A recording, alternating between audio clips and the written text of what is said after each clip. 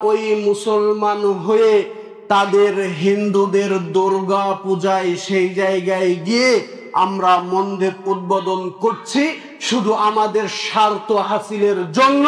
যদি আমরা এই দুর্গা পূজাকে উদ্বোধনে যাই, টুপি দাড়ি পরে যে ওই জায়গায় যদি অনুদান দিই, তারা আমাদের পক্ষে সিলমা বলেছে যে মুদ্রার এপিঠ রোজা আর ওপিঠ পূজা।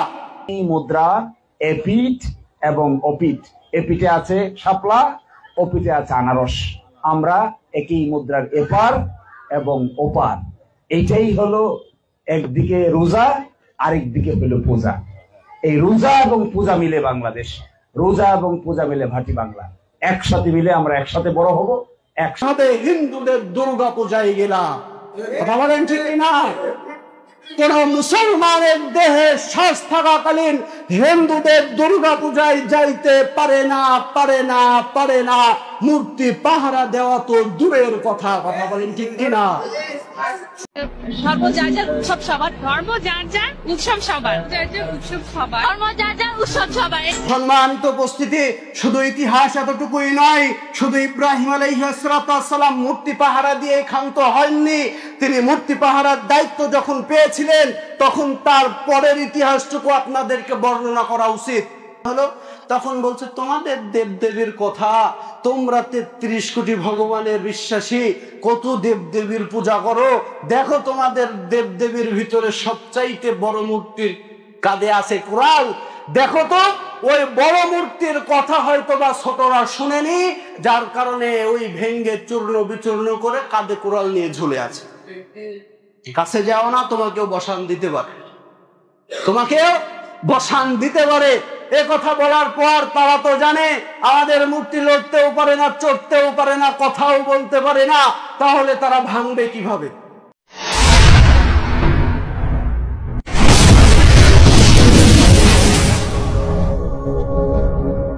এটা ভয়াবহ একটি পাপ যা আমাদের সমাজে অনুষ্ঠান করে পালন করা হয়, যা আমাদের দেশে অনুষ্ঠান করে পালন করে, তাদের জন্য আমরা বড় আকারের একটা অনুদান দিয়ে রাখি এই অনুষ্ঠান করার জন্য, যেটা সবচাইতে বড় ভয়াবহ পাপ এবং যেটা নিজের স্বার্থের জন্যে বড় ভয়াবহ ফিতনা। নিজের স্বার্থের জন্যে বড় ভয়াবহ ফিতনা, তার নাম হলো শিরিককারী। সম্মানিত উপস্থিতি, রাসূল সাল্লাল্লাহু আলাইহি ওয়াসাল্লাম বলছেন, আব্দুর রহমান ইবনে আবু বকর তার পিতা রাদিয়াল্লাহু তাআলা আনহু থেকে বর্ণিত, তিনি বলেন, রাসূল সাল্লাল্লাহু আলাইহি ওয়াসাল্লাম বলছেন যে আমি কি তোমাদের সবচাইতে বড় পাপের কথা বলবো কি? সাহাবীগণ বলছেন, হ্যাঁ আল্লাহর রাসূল, আপনি আমাদেরকে তা বলেন, আমরা শুনতে চাই। রাসূল সাল্লাল্লাহু আলাইহি ওয়াসাল্লাম বললেন, পৃথিবীতে সবচাইতে বড় পাপের নাম হলো আল্লাহর সাথে শিরিক করা। বলেন নাউজুবিল্লাহ, একটু জোরে বলেন নাউজুবিল্লাহ। আল্লাহর সাথে শিরিক করা, এটা সবচাইতে পৃথিবীর বুকে বড় ভয়াবহ একটি পাপ, যেটা আমরা হুজুররা উদযাপন করে পালন করছি, যেটা আমরা হুজুররা দাড়ি টুপে পরে সেই জায়গায় উদ্বোধন করতে যাই, যেখানে আল্লাহর রাসূল নিজে বলেছেন পৃথিবীর বুকে যদি কোনো বড় ভয়াবহ পাপ থাকে তার নাম হলো শিরিক। 2 নম্বরে বলা হয়েছে পৃথিবীর বুকে যদি কোনো বড় ভয়াবহ পাপ থাকে তার নাম হলো পিতামাতার অবাধ্য হওয়া। 3 নম্বরে রাসূল সাল্লাল্লাহু আলাইহি ওয়াসাল্লাম বলেছেন পৃথিবীর বুকে যদি কোনো বড় ভয়াবহ পাপ থাকে তার নাম হলো মিথ্যা সাক্ষী দেওয়া, যেই সাক্ষীর ভিত্তিতে আমাদের আল্লামা দেলোয়ার হোসেন সাঈদীকে মৃত্যুবরণ করতে হয়েছে। কথা বলেন ঠিক কিনা? সম্মানিত উপস্থিতি, আল্লাহর রাসূল 3টা বিষয়ে খুব বড় ভয়াবহ কথা বললেন। 1 নম্বর হলো শিরিক করা, যেখানে আজকে হিন্দুরা আল্লাহর সাথে শিরিক করে। শিরিক শব্দের অর্থ হলো আল্লাহর সাথে অংশীদারিত্ব করা। যেমন সমস্ত ক্ষমতার মালিক আল্লাহ, আমরা বলি সমস্ত ক্ষমতার উৎসের জনগণ, এর নাম শিরিক। যেমন আল্লাহকে সেজদা করা, এটা আল্লাহর অধিকার, আল্লাহর হক। এই জায়গায় যদি আমরা কোনো মূর্তি নির্মাণ করে সেই জায়গায় ভোগ বিলাস করি এবং সেই জায়গায় ভক্তি করি, সেই জায়গায় সেজদা করি এবং যদি কোনো মাঝারে আমরা কবরে যেয়ে সেজদা করি, এর নাম বড় ভয়াবহ পাপ, তার নাম শিরক। কথা বলেন ঠিক কিনা? সম্মানিত উপস্থিতি, হিন্দুরা পূজা করে, হিন্দুরা সেজদা করে দুর্গাকে, আর আমরা মুসলমানরা সেজদা করি দরগাকে। বুঝতে পারছেন? হিন্দুরা সেজদা করে কাকে? দুর্গাকে। এই যে দুর্গা পূজা যাচ্ছে না, হিন্দুরা সেজদা করে, মাথা নত করে এই দুর্গাকে, আর আমরা নামধারী মুসলমান সেজদা করি দরগা মাঝারে গিয়ে। কথা বলেন ঠিক কিনা?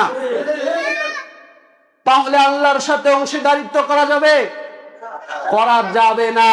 কিন্তু আমরা ওই মুসলমান হয়ে তাদের হিন্দুদের দুর্গা পূজায় সেই জায়গায় গিয়ে আমরা মন্দির উদ্বোধন করছি শুধু আমাদের স্বার্থ হাসিলের জন্য। যদি আমরা এই দুর্গা পূজাকে উদ্বোধনে যাই, টুপি দাড়ি পরে যে ওই জায়গায় যদি অনুদান দিই, তারা আমাদের পক্ষে ছিল না। এর জন্য আমরা দুর্গা পূজায় উদযাপন তাদেরকে আমরা উৎসাহিত করতে যাই। সম্মানিত উপস্থিতি, ইসলাম কোনোদিন কখনো হিন্দুদের সাথে হিন্দুদের উদযাপনে অংশগ্রহণ করতে মুসলমানকে দেয় না। এটা কিয়ামত পর্যন্ত দিবে না।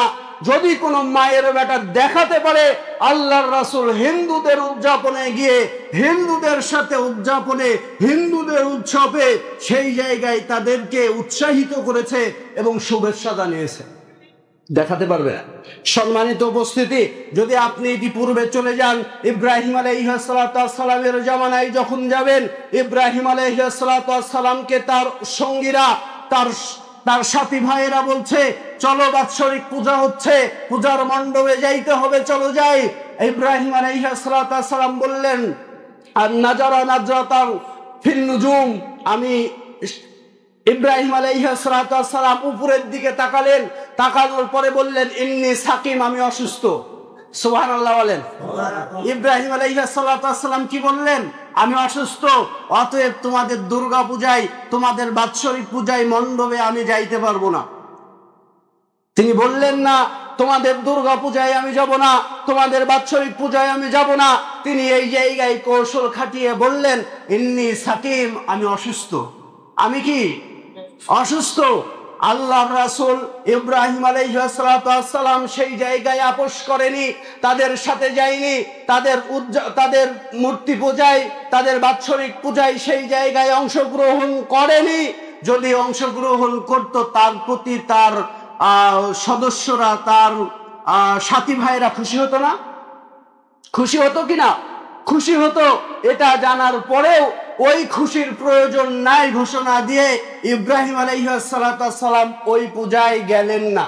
আমরা মুসলিম এমন জাতি, আমরা এমন নামধারী মুসলমান, সাধারণ এই ভোটের জন্য, সাধারণ এই স্বার্থের জন্য আমরা মূর্তি পূজকদের সাথে অংশীদারিত্ব করছি। কথা বলেন ঠিক কিনা? আমরা আল্লাহর সাথে শরীক করছি, যেই জায়গায় এটা বড় ভয়াবহ একটি পাপ। সম্মানিত উপস্থিতি, তখন ইব্রাহিম আলাইহিস সালামকে বলা হলো, তুমি যখন অসুস্থ, তাহলে তুমি আমাদের এই মূর্তিগুলোকে পাহারা দাও। কি করা হলো? বলা হলো পাহারা দাও। এখনো মানুষ যারা ইসলামপন্থী, যারা ইসলামিক দাবি করে যে আমরা ইসলাম প্রতিষ্ঠিত করব, তারাও মূর্তি পাহারা দিচ্ছে।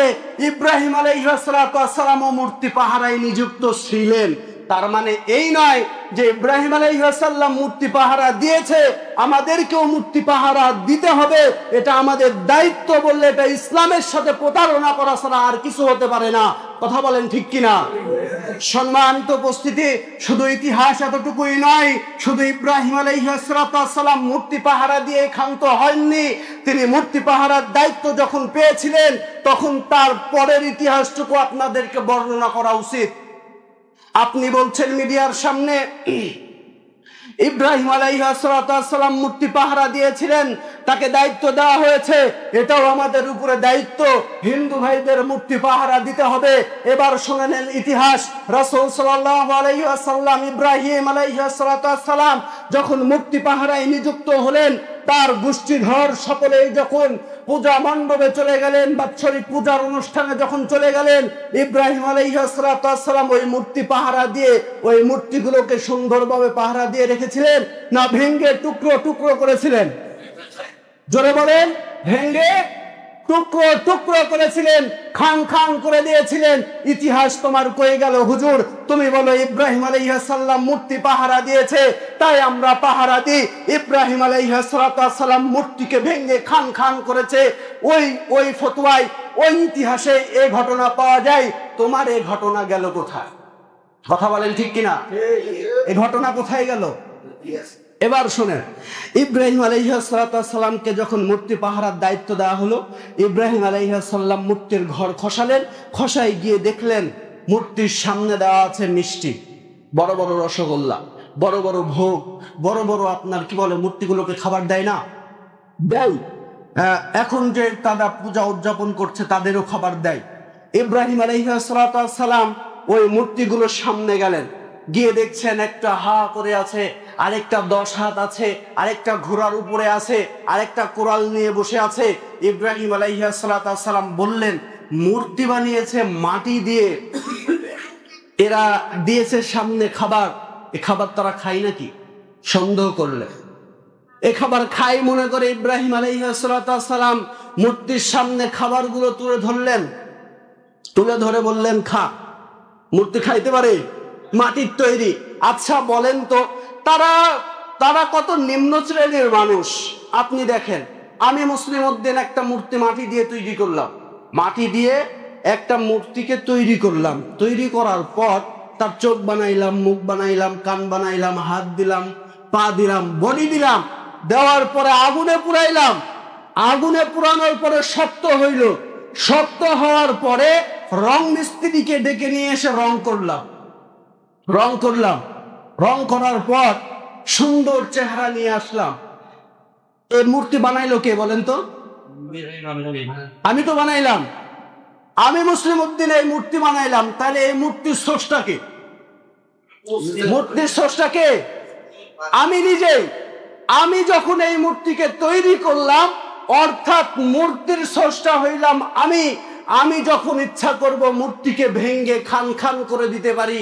আমি যদি ইচ্ছা করি মূর্তির ওই পূজার ওই মণ্ডপের মূর্তিগুলোর আর চোখ নষ্ট করে দিতে পারি, হাত ভেঙে ফেলতে পারি, কান নষ্ট করে দিতে পারি। এ ক্ষমতা আমার, কারণ আমি সৃষ্টি করেছি ওই মূর্তিকে। কথা বলেন ঠিক কিনা? তাহলে এই হিন্দু জাতি, তাদেরকে আমি গালি দিব না, তাদের ধর্ম তারা পালন করবে, কিন্তু আমি বুঝাইতে চাই যেই মূর্তিকে আমি নিজে বানাইলাম, মানুষ বানাইলো, এই মানুষ কোন ভিত্তিতে তারা ওই মূর্তিকে আবার মাথা নত করতে পারে, ওই মূর্তিকে আবার সেজদা করতে পারে? কোন ভরসায়? তাদের বাইবেল গীতা বলেন, এর ভিতরে একটা শ্লোক আছে, সে শ্লোকটা হলো একং ব্রহ্ম দ্বিতীয় নেহেরা নাস্তি নেহেরা কিঞ্চন। এই শ্লোকে বলা হচ্ছে একং ব্রহ্ম, আল্লাহ এক। ভগবান যদি কেউ থাকে, একং ব্রহ্ম, ভগবান যদি কেউ থাকে, সেটা হলো এক আল্লাহ। আল্লাহ ছাড়া আর কোনো ভগবান নাই, আল্লাহ ছাড়া আর কোনো ইলাহা নাই, তিনি কাউকে জন্ম দেয়নি। একং ব্রহ্ম দ্বিতীয় নেহেরা নাস্তি, তিনি ছাড়া আর কোনো আল্লাহ নেই, তিনি ছাড়া আর কোনো ভগবান নেই, তিনি কাউকে জন্ম দেননি, তাকেও কেউ জন্ম দেয়নি। এটা হিন্দুদের একটা ধর্মগুরুর শ্লোক। তাহলে তাদের হিন্দু ধর্মে তারা 33 কোটি কত যেন তারা ভগবান দাবি করে না? দাবি করে, কত মূর্তির পূজা করে, যেখানে হিন্দুদের ভাষায়, হিন্দুদের ধর্মীয় বাংলা ভাষায় বাংলা করে তর্জমা করে দেয় না, কারণ ধরা খেয়ে যাবে তো। ভালো একটা হিন্দু যখন প্রশ্ন করবে এর অর্থ কি দাঁড়ায়, এর অর্থ বাংলায় বললে হিন্দু বুঝতে পারবে তো, যে এক আল্লাহর ইবাদত করতে হবে, ভগবান যদি কেউ থাকে সে এক, তার কোনো শরীক নেই। তা আমরা এই যে 33 কোটি যে দেব দেবীর পূজা করছি, এ তো ভণ্ডামি ছাড়া আর কিছু না। কথা বলেন ঠিক কিনা? এ ভণ্ডামি ছাড়া আর কিছু না। যদি আমরা দেখতে যাই মুসলমানদের কিতাবে মহাগ্রন্থ আল কোরআনে, যদি আমরা দেখতে যাই সূরা ইখলাস নামে একটা সূরা আছে, কুল হুয়াল্লাহু আহাদ, আল্লাহ এক, তার সামাদ, লাম ইয়ালিদ ওয়া লাম ইয়াকুল লাহু কুফুয়ান আহাদ, তিনি কাউকে জন্ম দেননি, তিনি কারো মুখাপেক্ষী নন। এভাবে আমাদের মহাগ্রন্থ আল কোরআনে ঠিক একইভাবে বলা আছে যে আল্লাহ এক, তার কোনো শরীক নাই, তার কোনো শরীক নাই। কোন হিন্দু যদি তার ধর্মকে বিশ্বাস করে তাহলে বিশ্বাস করতে হবে আল্লাহ এক, ভগবান এক, তার কোনো শরীক নেই। আমরা যে 33 কোটি দেবদেবীর পূজা করছি এটা একান্তই এরা একান্তই হিন্দু ধর্মের প্রতি প্রতারণা ছাড়া আর কিছু না। আর হাত এক জায়গায়, পা এক জায়গায়, মূর্তি গেল ভেঙে চূর্ণ বিচূর্ণ হলো। কিভাবে হলো?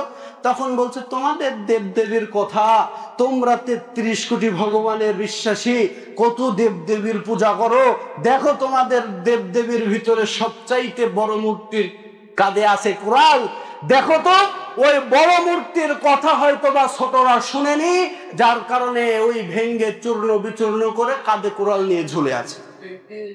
কাছে যাও না, তোমাকেও বসান দিতে পারে, তোমাকেও বসান দিতে পারে। এ কথা বলার পর তারা তো জানে আমাদের মূর্তি লড়তেও পারে না, চড়তেও পারে না, কথাও বলতে পারে না, তাহলে তারা ভাঙবে কিভাবে? তাদের মুখের কথা যে আমার মূর্তি লড়তে পারে না, চড়তে পারে না, এক জায়গায় রাখলে ওখানেই থাকে, সে ওই জায়গা থেকে আসলো কিভাবে, ভাঙলো কিভাবে? বলো। ইব্রাহিম আলাইহিস সালাম সুযোগ পাইলেন যে তোমাদের দেবদেবী লড়তেও পারে না, চড়তেও পারে না, খাইতেও পারে না, কথা বলতেও পারে না, এমন এত বোকামি তোমরা করেছো, খাইতে পারে না, খাবার দিয়ে রেখেছো, লড়তেও পারে না, চড়তেও পারে না, আবার বলছো তারা কথাও বলতে পারে না, এমন দেবদেবীর পূজা তোমরা করো। এটা দুর্বলতা না? হিন্দুদের দুর্বলতা না এটা? তো ইব্রাহিম আলাইহিস সালাম মূর্তিগুলোকে ভেঙ্গে চূর্ণ বিচূর্ণ করলেন, আর আপনি আপনার মাথায় টুপি, দাড়ি, জুব্বা পরে আপনিও মূর্তিগুলোকে পাহারা দিলেন। ইব্রাহিম আলাইহিস সালামও মূর্তি পাহারার দায়িত্বে ছিলেন। শেষ পরিণতি মূর্তিগুলোকে ভেঙ্গে চূর্ণ বিচূর্ণ করলো, আর আপনি মূর্তিগুলোকে পাহারা দিয়ে তাদের ভোগ ভক্ষণ করে তাদের আনন্দে, তাদের উৎসবে আপনি উদযাপন করলেন।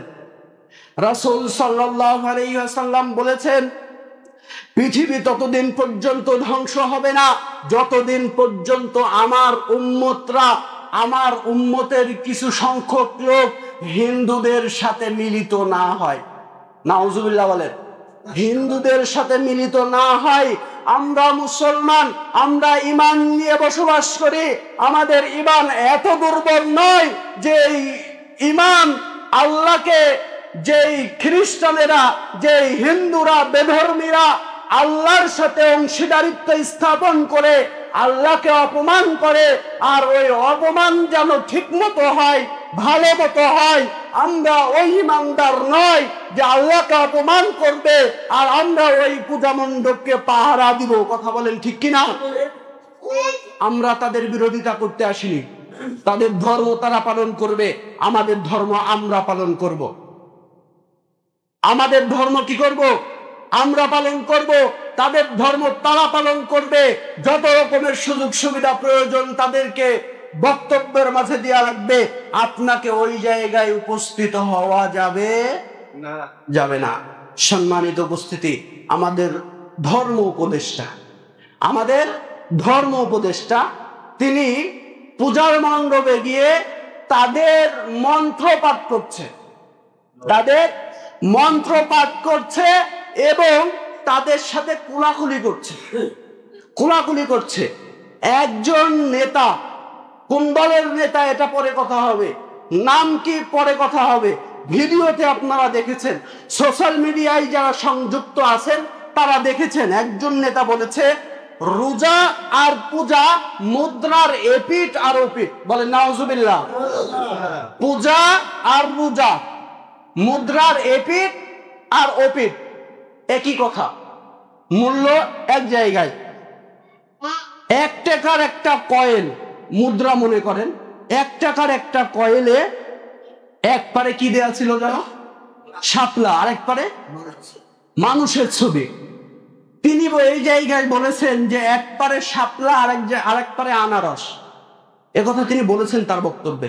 তো এটা মনে হয় 2 টাকার কয়েনে হতে পারে, 2 টাকার কয়েনে, 8 আনার কয়েনে। আচ্ছা যাই হোক, সে কথা বলেছে। তো আমি বলেছে যে মুদ্রার এপিঠ আর ওপিঠ একই কথা, মূল্য এক জায়গায়। 1 টাকার একটা কয়েন মুদ্রা মনে করেন। 1 টাকার একটা কয়েলে এক পারে কি দেয়া ছিল জানো? শাপলা, আরেক পারে মানুষের ছবি। তিনি এই জায়গায় বলেছেন যে এক পারে শাপলা, আরেক পারে আনারস। একথা তিনি বলেছেন তার বক্তব্যে। তো এটা মনে হয় 2 টাকার কয়েনে হতে পারে, 2 টাকার কয়েনে, 8 আনার কয়েনে। আচ্ছা যাই হোক, সে কথা বলেছে। তো আমি বলেছে যে মুদ্রার এপিঠ রোজা আর ওপিঠ পূজা। তো একটা মুদ্রার মূল্য ততটুকুই তো, ততটুক না? যদি 1 টাকার কয়েন হয়, এই পারে মানুষের ছবি, ওই পারে শাপলার ছবি। তো মুদ্রার এপিঠ যদি রোজা হয়, 1 টাকার কয়েনের এপিঠ যদি রোজা হয়, 1 টাকার কয়েনের ওপিঠে যদি পূজা হয়, তাহলে মূল্য কি এক না? 1 টাকা না? 2 টাকা হবে কি? আসলেও কি পূজার মূল্য আর রোজার মূল্য সমান? পূজার মূল্য আর রোজার মূল্য সমান? পৃথিবীর মুখে এমন কোন আমল নাই যে আমল আল্লাহ সুবহানাহু ওয়া তাআলা কিয়ামতের ময়দানে নিজে হাতে প্রদান করবে। এই আমলের নাম হলো রোজা। বলেন সুবহানাল্লাহ। আর আমার নেতা বলে যে রোজা আর পূজা মুদ্রার এপিঠ আর ওপিঠ। মুনাফিক আর কাফের এপিঠ আর ওপিঠ, আর ঈমান আর কাফের এই মুদ্রার এপিঠ ঈমান আর ওই পিঠ কাফের। মূল্য যেমন 1 টাকা, আর ঈমানের মূল্য তেমন। কথা বলেন ঠিক কিনা? আমরা ঈমানদার, আমরা কখনো পূজার সাথে রোজার তুলনা দিতে পারি না। পূজার সাথে রোজার তুলনা দিতে পারবো না। সম্মানিত উপস্থিতি, তাহলে পৃথিবীর বুকে ভয়াবহ পাপ কি? শিরক। যে জায়গায় মুসলমানদের প্রভুকে, মুসলমানদের আল্লাহর সাথে অংশীদারিত্ব করে ওই জায়গায় মুসলমানদের আল্লাহকে অপমান অপদস্থ করা হয়, আর তুমি মুসলমান ওই জায়গায় গিয়ে তাদের নর্তকী গুলোকে দেখছো, তোমার সামনে তোমার আল্লাহকে অপমান করছে, তোমার অন্তরে জ্বালা উঠে না? তোমার অন্তরে কষ্ট লাগে না? তোমার অন্তরে পরিকল্পনা জাগে না যে সে এটা কি করা হচ্ছে? আল্লাহ পবিত্র, আল্লাহর সাথে অংশীদারিত্ব করে আল্লাহকে অপমান করা হচ্ছে। এই সত্য মতনৈক্য, সত্য একটা কথা তোমার অন্তরে জাগ্রত হচ্ছে না। তার মানে দাঁড়ায় একটাই, তুমি মুখ দিয়ে বলো আমি মুসলমান, কিন্তু অন্তরে তোমার বেঈমানের ছাপ। কথা বলেন ঠিক কিনা? সম্মানিত উপস্থিতি, আবার আমাদের পূর্ববর্তী সরকারেরা বলেছিলেন, নেতারা বলেছিলেন ধর্ম যার যার, উৎসব সবার। একথা বলেনি? আপনারা শুনেছেন? বলেছিল। দেখেন, ধর্ম যার যার, উৎসব যদি সবার হয়, তাইলে শুনেন, জমিন যার যার, ফসল সবার, পুকুর যার যার, মাছ সবার, গাছ যার যার, ফল সবার, দোকান যার যার, দোকানের মাল সবার।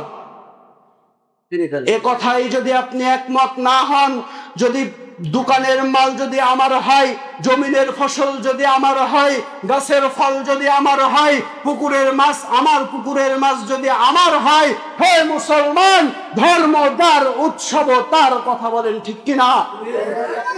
সম্মানিত উপস্থিতি, ধর্ম যার যার, উৎসব সবার, এ স্লোগান নষ্ট করতে হবে। এ স্লোগানের দিন শেষ করতে হবে। ধর্ম যার, উৎসব তার। ধর্ম যার, উৎসব তার। ভাই আমার, কোন হিন্দু দেখেন যদি ধর্ম যার যার, উৎসব যদি সবার হয়, তাইলে দেখেন মুসলমানদের উৎসব হইল জুমার দিনে জুমার নামাজে অংশগ্রহণ করা। কোন হিন্দু জুমার নামাজে অংশগ্রহণ কোনদিন করেনি। মুসলমানদের উৎসব হলো রমজান মাসের রোজা। কোন হিন্দু একদিন রমজান মাসের রোজা রাখলো না। মুসলমানদের উৎসব হলো রমজান মাসে কদরের রাত্রি যাপন করা। কোন হিন্দু একদিন মুসলমানদের সাথে কদরের রাত্রি যাপন করতে আসলো না। মুসলমানদের উৎসব ঈদুল ফিতরের নামাজে অংশগ্রহণ করা। কোন হিন্দু একদিন ঈদুল ফিতর নামাজে অংশগ্রহণ করলো না। মুসলমানদের উৎসব ঈদুল আজহায় সালাতে অংশগ্রহণ করে নামাজ শেষে পশু জবাই করা, আল্লাহকে রাজি খুশি করার উদ্দেশ্যে কোন হিন্দু একদিন তোমার সাথে পশু জবাই করতে আসলো না। তুমি মুসলমান কিভাবে হিন্দুদের দুর্গা পূজায় গেলা? কথা বলেন ঠিক না? কোন মুসলমানের দেহে শ্বাস থাকাকালীন হিন্দুদের দুর্গা পূজায় যাইতে পারে না, পারে না, পারে না। মূর্তি পাহারা দেওয়া তো দূরের কথা। কথা বলেন ঠিক কিনা? সম্মানিত উপস্থিতি, আপনি আপনার স্বার্থের জন্য ঈমান বিক্রি করতে পারেন।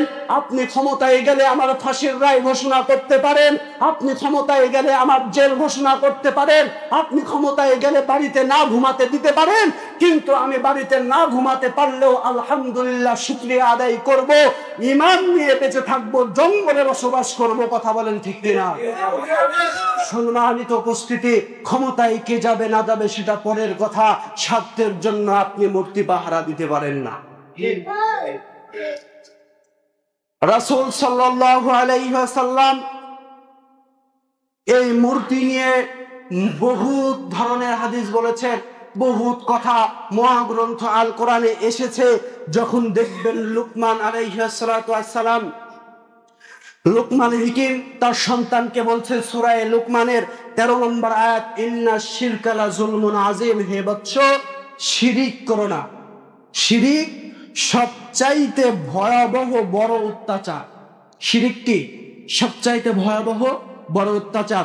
সম্মানিত উপস্থিতি, আপনি যখন শিরিকের পূজায় তাদের উৎসবে অংশগ্রহণ করবেন, এই দেখেন আল্লাহর রাসূল সাল্লাল্লাহু আলাইহি ওয়াসাল্লাম বলছেন যে আল্লাহ তাআলা বলেন, ইন্নাল্লাহা লা ইয়াগফিরু আন ইউশরাকা বিহি ওয়া ইয়াগফিরু মা দুনা যালিকা লিমান ইয়াশাউ ওয়া মান ইউশরিক বিল্লাহি ফাকাদ ইফতারা ওয়া ইতমান আযীমা। নিশ্চয়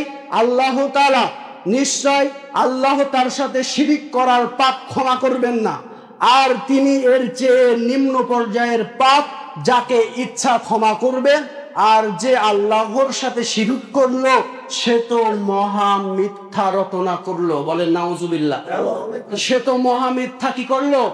রটনা করলো, প্রচার করলো। আপনি মুসলমান, আপনার সামনে আপনি মূর্তি পাহারা দিচ্ছেন, আপনার সামনে তারা আল্লাহর সাথে মিথ্যা রটনা করছে। মিথ্যা কি করছে? প্রচার করছে, রটনা করছে। আপনি মুখ দিয়ে তাদেরকে বাধা দিচ্ছেন না, মুখ দিয়ে তাদেরকে কি করছেন না? বাধা দিচ্ছেন না, হাত দিয়ে বাধা দিচ্ছেন না। হতে পারে আপনার ক্ষমতা নাই, যদি জিহাদের শেষ অংশে আসেন, জিহাদের হাদিসের শেষ অংশেও যদি আসেন, তাও তো আপনি অপরাধী, তাও আপনি অপরাধী। কিভাবে? জিহাদের অর্থ হলো যদি আপনার ক্ষমতা থাকে অন্যায়ের হাত দিয়ে বাধা দিতে হবে, অন্যায় কি করতে হবে? হাত দিয়ে বাধা দিতে হবে। ক্ষমতা নাই, পারেন না, মুখ দিয়ে বলেন।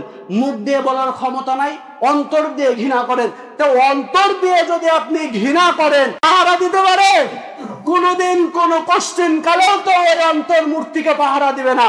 আপনার কোন ইমানের বলে আপনি মূর্তিকে পাহারা দেন, আবার মুসলিম দাবি করেন? বলেন। সম্মানিত উপস্থিতি, আপনি দেখেন যেখানে মিথ্যা রটনা করা হয়, ইন্নাহু মা ইউশরিক বিল্লাহি ফাকাদ হারামাল্লাহু আলাইহিল জান্নাহ ওয়া মাওয়াহুমুন নার ওয়া মা লিয-যালিমিনা মিন আনসার।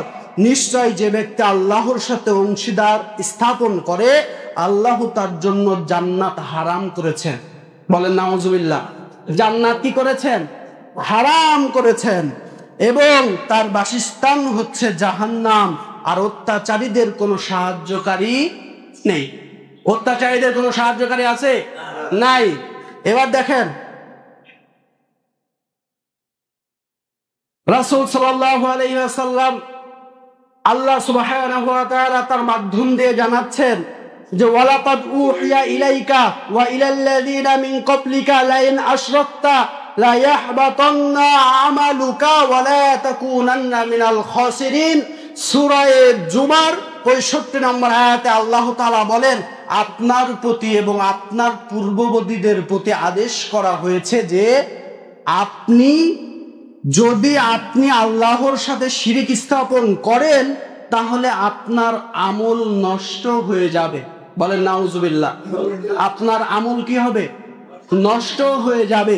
তো যারা শিরিক করে, আপনি যদি তাদের সহযোগিতা করেন, তাদের পূজায় অংশগ্রহণ করেন, তাহলে এটা কি শিরিকের সাথে শামিল নয়? শিরিকের সাথে শামিল নয়। তাহলে আপনার আমল কই যাবে? ওই দুর্গা পূজাকে পাহারা দিয়ে আসলেন, আসার পরে আপনি তাহাজ্জুদ পড়ছেন, লাভ আছে? আমল তো নষ্ট করে। এই পূজাকে অংশগ্রহণ করলে, আল্লাহর সাথে শিরিক স্থাপন করলে এই আমলকে তো নষ্ট করে। তাহলে আপনি কেন যাবেন ভাই? যাওয়ার কোনো অপশন আছে? অপশন নাই। অতএব মানুষকে সচেতন হতে হবে, মানুষকে সচেতন হতে হবে। কে ইসলামপন্থী আর কে বামপন্থী এটা মানুষকে চিনাতে হবে, দিনে দিনে চিনাতে হবে, আস্তে আস্তে চিনাতে হবে। সামনের জমায় আলোচনা হবে ইনশাআল্লাহ। আল্লাহ যদি তৌফিক এনায়েত দেয় আর মেম্বার পর্যন্ত পৌঁছানোর তৌফিক দেয়, আলোচনার বিষয় হবে কিয়ামতের ময়দানে নেতা ও কর্মীর কথোপকথন ইনশাআল্লাহ। কিয়ামতের ময়দানে নেতার কি অবস্থা হবে, কর্মীর কি অবস্থা হবে, আলোচনা হবে ইনশাআল্লাহ। আল্লাহ তৌফিক এনায়েত করুক। সম্মানিত উপস্থিতি, সময় শেষ, সময় একদম শেষ। শেষ ফিনিশিং এ এসে আমি আপনাকে একটি আমলের কথা বলি। সে আমলটা এখন সামনে আসছে, শীতের মৌসুম। সামনে কি আসছে? শীতের মৌসুম। ছোট্ট থেকে ছোট্ট, বড় থেকে বড় মানুষের চোখের চুলকানি হবে, চোখের লাল হবে, চোখে যন্ত্রণা করবে, জ্বালা করবে। নামাজি মানুষরা সেজদা দিতে পারবে না, সেজদায় গেলে চোখের ভিতরে কাটার মতো ফুটবে। এমন রোগ আছে না? আছে। এই রোগের সমাধান হলো মাগরিব সালাত পরে অথবা যে কোনো সময় কোন ব্যক্তি বিসমিল্লাহ বলবে। কি বলবে? বিসমিল্লাহ বলবে। বিসমিল্লাহ বলার পরে ওয়া ইদা বাতাসতুম জাব্বারিন পড়বে, 3 বার পড়বে। পরে চোখটাকে ফাঁকা করে ধরে ফু দিবে। কি করবে? ফু দিবে। আল্লাহর রহমতে 3টা ঝাড়া দিলে ইনশাআল্লাহ, আল্লাহ যদি চায় তার চোখের ব্যারাম ভালো হবে। বলেন সুবহানাল্লাহ। এটা আউল ফাউল নয়, এটা হলো মহাগ্রন্থ আল কোরআনের একটি আয়াত। সবাই বলি বিসমিল্লাহ। ওয়া ইজা বাতাসতুম জাব্বারিন। ওয়া ইজা বাতাসতুম জাব্বারিন। ওয়া ইজা বাতাসতুম জাব্বারিন। প্রত্যেক বারের সাথে বিসমিল্লাহ বলতে হবে। প্রত্যেক বারের সাথে কি বলতে হবে? বিসমিল্লাহ। একবার বিসমিল্লাহ বললেন, বললেন ওয়াইদা বাতাসতুম জাব্বারিন। আবার বিসমিল্লাহ বললেন, ওয়াইদা বাতাসতুম জাব্বারিন।